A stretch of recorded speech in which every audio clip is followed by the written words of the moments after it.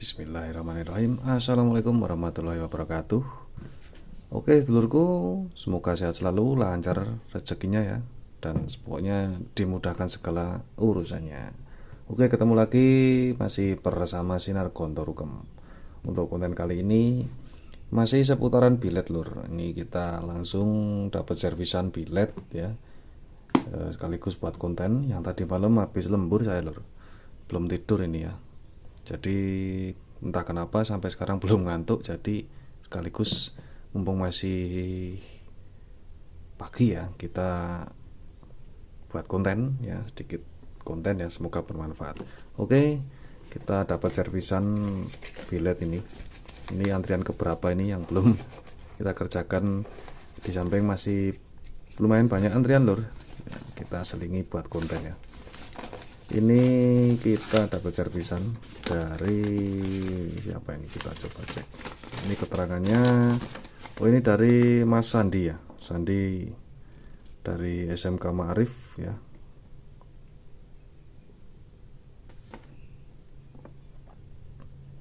Oke, bisa kita lihat keluhan tidak nyala lampu utama.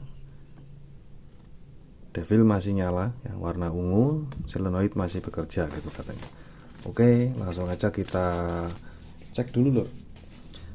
Meskipun sudah ada keterangan, tapi lebih baik kita cek seperti ini ya. Untuk kardusnya bagus lur, kardusnya lur. Oke, untuk unit biletnya ini lur. Ini ukuran berapa lur? 2,5 in ya kalau nggak salah ya. 2,5 in. Langsung aja kita cek aja lur, langsung kita cek, nggak usah pakai lama ya. Jadi nanti kalau sudah dibongkar baru tahu. Yang pertama kita cek solenoid aja dulu. Solenoid apakah masih normal? Oke, untuk solenoid masih oke ya. Kemudian untuk lampu devilnya, oke, lampu devilnya ini kombinasi warna apa lur? Sebenarnya warna ungu nih lur. Entah di kamera kelihatannya apa. Ini lensa juga lumayan kotor ya. Warna ungu ya. Tepatnya warna ungu ini. Kalau yang saya lihat warna ungu ya. Kemudian untuk lampu utama, satu kabel ya lur, untuk bilet nggak nyala sama sekali. Untuk warna devil nyala, warna utama mati ya lur. Jadi untuk jarak dekat jarak jauh hanya diatur dengan solenoid gitu maksudnya kalau bilet. Jadi nyala biletnya memang lumayan ekstrim. Kalau bilet itu nyala standby lur, continue ya bebannya ya. Oke, langsung aja kita bongkar lur. Kita bongkar, langsung kita eksekusi biar nggak pakai lama ya. Kalau belum kita bongkar, kita nggak tahu penyebab rusaknya itu apa. Oke, kita bongkar.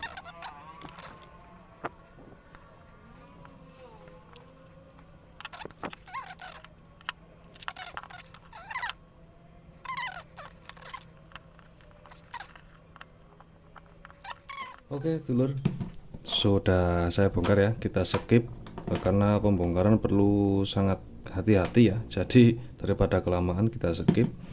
Yang penting untuk pembongkaran urutannya ya sudah jelas. Ini untuk frame dan solenoid ada di sini. Jadi untuk mesinnya seperti ini mesin drivernya ya. Dan ini untuk LED-nya, PCB-nya terpisah tapi berdekatan ya. Ini lebih enak lagi loh, ini sangat lebih bisa dikatakan lebih simple ya. Apabila mau di upgrade itu lebih enak, PCB-nya terpisah itu. Jadi mau ditambah pertebal pendinginnya itu bisa ya. Jelas ya lur maksud saya ya. Oke, untuk driver biasanya paling banyak kerusakannya ya. Paling banyak kerusakan driver itu antara, bentar lur, di bagian ini lur, di bagian MOSFET ini ya. Ini diganti D444 ya biasanya bisa. Kemudian untuk di sini lur, mungkin kurang jelas ya lur, IC ini lur, IC shifter biasanya di sini, di bagian IC shifternya ini.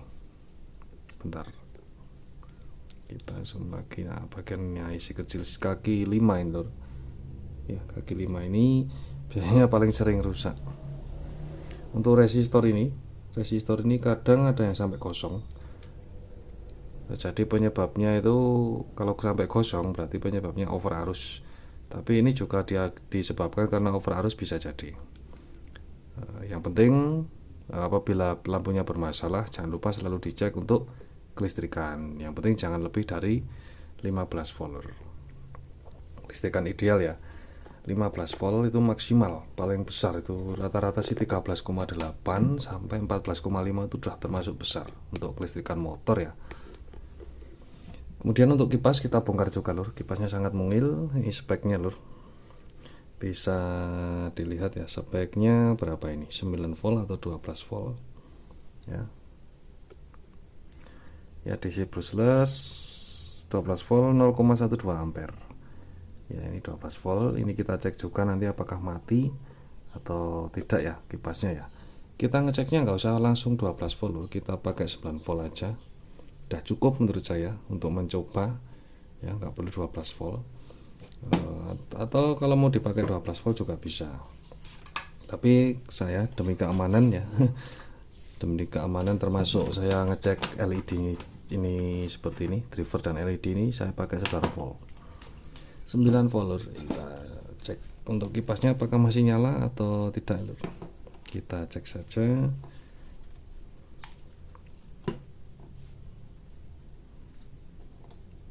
Oke lur, untuk kipasnya masih nyala ya, biar jelas saya turunkan lagi. Kita cek untuk kipasnya 9 volt aja udah bisa muter lur, kalau memang nyala ya nyala gitu. Oke lur ya, kipasnya masih nyala. Jadi tadi kita coba kipas nggak mau nyala ya ketika pakai driver ini, karena driver ini bermasalah di bagian IC shifter ini. Jadi untuk bagian IC shifter ya, bagian IC shifternya atau IC bisa dikatakan ya IC MOSFET itu bermasalah di sini. Jadi untuk kipas ikut ini ya lur. Jadi kalau arusnya nggak terbuka dari sini, otomatis kipas nggak nyala, LED dan LED-nya juga nggak mau nyala. Kita cek juga LED-nya, kemudian LED-nya. Kalau untuk lampu yang ini ungu tadi ini lur, ini ikut jalur langsung ke sini. Jadi meskipun ini rusak, jadi LED-nya ini tetap nyala. Soalnya ini jalurnya langsung ya, langsung kita cek aja lur. Kita cek satu persatu jalurnya lur. Yang penting kita jangan lupa kita cek LED-nya. Kalau LED-nya nyala berarti yang rusak ininya. Kalau LED-nya nggak nyala istilahnya LED-nya dicek, LED-nya saja nggak nyala, berarti kemudian LED-nya yang mati gitu lur. Kebalikannya lur. Tapi bisa jadi dua-duanya rusak, itu bisa jadi. Yang penting kita cek semua. Tidak menutup kemungkinan ya, yang namanya elektronik itu kerusaknya macam-macam. Yang penting kita cek, teliti, hati-hati ya. Yang penting hati-hati karena ini meskipun kecil tapi spare part lumayan mahal ya.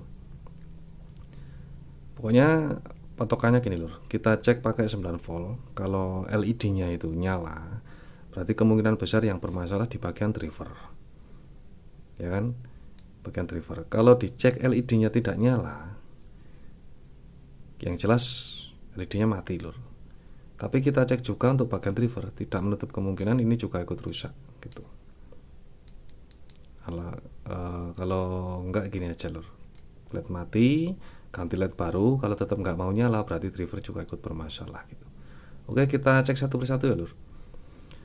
Tak cek dulu LED-nya. Cara ngeceknya seperti video-video yang sebelumnya lur, sudah sering saya jelaskan. Ini pakai 9 volt saja. Untuk ini nggak usah dicek nih udah nyala ya lur, yang lampu ungu ini nggak usah dicek, udah pasti nyala. Untuk LED ini 9 volt saja kita cek. Untuk ini otomatis pakai avometer ya, maksudnya avometer, dan juga bisa pakai avometer digital atau analog. Oke, langsung saja daripada banyak ngomong lur nanti malah nggak mudeng ya. Langsung kita cek aja. Nanti kita skip dulu, kita cek satu persatu. Oke bolo, Kita skip untuk proses pengecekannya ya daripada kelamaan, soalnya kecil-kecil sekali. Yang penting kita sudah tahu hasilnya, yang mana yang bermasalah ya. Kita sudah cek tadi dengan avometer seperti ini ya, analog digital juga bisa. Setelah kita cek tadi menggunakan arus DC ya, tegangan 9 volt ini kita ngeceknya di sini. Untuk LED-nya ini masih nyala lor tadi lor. Nah, ini masih nyala seperti ini ya, 9 volt karena memang tegangannya 9 sampai 10 volt saja untuk LED-nya. Jadi di sistem regulasi dari drivernya. Oke, yang bermasalah di bagian ini lor. Di bagian ternyata kita cek untuk IC ini shifter ya, MOSFET shifter atau IC shifter ini, IC MOSFET ini ya. Ini normal karena dia mau terbuka ketika dikasih arus. Jadi tugas untuk IC ini, kameranya kentang lur, sorry lur. Tugas IC ini untuk membuka ya, buka tutup untuk keluar masuknya arus ini lur ke sini. Jadi ini untuk seperti buka ini, dan ini untuk menyambungkan ke jalur lampu. Seperti ini saklar holder istilahnya, jadi ini relaynya gitu loh cara kerjanya, kurang lebih seperti itu ya. Kalau kiranya salah ya mohon maaf ya. Jadi ini sistemnya juga pakai sistem regulasi juga lor, jadi nggak asal buka tutup ya. Dan kemudian untuk resistor ini, resistor utama ada 4 biji, ini juga ukurannya molor semua lor.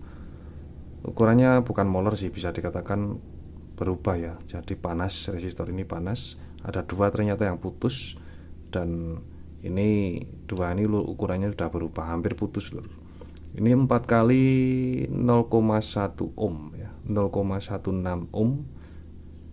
Jadi kalau dikali 4 ini wattnya yang naik, cuman hambatannya yang semakin turun. Jadi kurang lebih ya berapa ya lur, 0,05 atau 0,04 kurang lebih yang seperti itu. Oke, nanti akan kita ganti dengan ukuran yang sama. Jadi nggak harus 4 biji, yang penting ukurannya sesuai dan wattnya juga sesuai. Oke, kita ganti untuk ini MOSFET ini yang kita lepas tadi ini lur. MOSFET-nya ini pakai seri berapa ini? NP50N kurang lebih lur. Ya, NP50N. Tuh, jatuh. Ya, tapi hampir sama dengan pengganti saya rata-rata. Ya, saya pakai yang variabel aja, yang banyak saya pakai D44 ini, ampernya lebih besar juga ini lur. Oke, langsung aja kita ganti, kita pasang ya, kita pasang. Nanti kita cek juga hasilnya. Yang penting sudah kita ketahui untuk LED-nya nyala ya, semuanya nyala. Jadi driver ini semoga aja berhasil lur, nggak ada problem di bagian lain ya. Soalnya yang namanya elektronik, kadang kita ganti ini ganti itu, pindah ke lain lagi gitu. Oke, langsung aja kita eksekusi. Oke lor, sudah beres ya nih lor, alhamdulillah sudah beres. Sudah kita pasang semua komponen tadi yang kita maksud ya, resistor dan MOSFET-nya rusak. Sebelum kita masukkan ke kandang, ini kita tes dulu. Yang penting ampere stabil, cukup 5 detik atau 10 detik aja lor, nggak usah lama-lama karena ini tanpa pendingin ya lor, jadi resiko overheat takutnya ya. Yang penting kita pastikan nyala dulu, semuanya normal. Kemudian kita nanti pasang di pendingin ini, kita coba lagi beberapa menit atau setengah jam atau 15 menit baru. Kalau ada pendingin baru kita berani. Ini kita ngetesnya langsung driver ya lor. Ini untuk LED sudah kita pasang semua, kemudian sama kipas sudah kita pasang semua. Oke, kita coba beberapa detik aja lor, nggak usah lama-lama karena takutnya panas ya. Tadi yang nyala normal untuk lampu ungu ya, warna ungu ini. Oh maaf, yang ini lampu devil ya, lampu devilnya normal. Dan untuk lampu utama kita coba cek. Oke lor, alhamdulillah kipas nyala, LED juga sudah normal, ampere stabil ya lor. Kita nggak perlu lama-lama, gini udah panas sekali ya, sebentar aja udah lumayan panas ini. Cukup 5 detik aja lor, nggak usah lama-lama lor. Yang penting dipastikan normal. Kita lihat ampere ya, normal, kipas sudah nyala. Oke, selesai sudah lor prosesnya ya. Ini udah aman. Untuk resistor ini kita ganti, bentar lor. Ini kita tadi sedikit kita turunkan ya, kita kasih 2 saja. Ukurannya R200 lor, atau 0,20 ya. Kali 2 berarti ketemunya 0,10 ya ohm. Ini kurang lebih 1 watt untuk wattnya. Oke, ini sedikit kita turunkan karena penyebab utamanya itu overhead lor. Nah, ini kita tadi kita selidiki, kebanyakan juga sih bila itu overhead. Jadi komponen tuh nggak kuat tahan panas, akhirnya overhead. Karena resistor di sini ukurannya terlalu kecil. Ukurannya terlalu kecil, jadi sedikit kita turunkan, tidak banyak loh, sedikit biar tidak terlalu panas. Oke, kita pasang di frame-nya lor, biar nggak terlalu lama ya. Langsung kita uji coba nanti setelah ada di pendingin. Oke, kita rakit dulu, kita skip aja lor biar nggak terlalu lama ya. Oke lor, alhamdulillah sudah beres ya, sudah kita rakit semua. Alhamdulillah sudah selesai ya. Tadi kita cek tes ya, maksudnya kita tes juga, alhamdulillah tidak terlalu overhead. Kalau panas itu sebenarnya wajar lor ya, tapi tidak overhead ya. Kita langsung tes aja lur, kita cek lagi ya untuk pemirsa biar lebih puas. Jadi untuk lampu devilnya ya, lampu devilnya normal ini. Kemudian untuk lampu utamanya, oke lur, mantap sekali lur ya. Untuk solenoid tadi ada jalur sendiri. Solenoid kita tes juga normal ya lur. Mungkin teman-teman sudah pada paham bagaimana nyalanya lur. Mantap lur. Kipasnya juga high speed ya sebenarnya ya. Kalau dikasih 12 volt, ini 12 volt ya lur, bukan 9 volt lagi.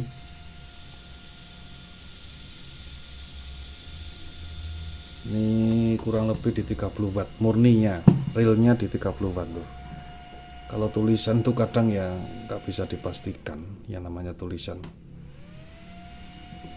Oke, kipasnya high speed lor, karena memang membuang panasnya lebih cepat ya. Oke lor, mantap, siap dibungkus.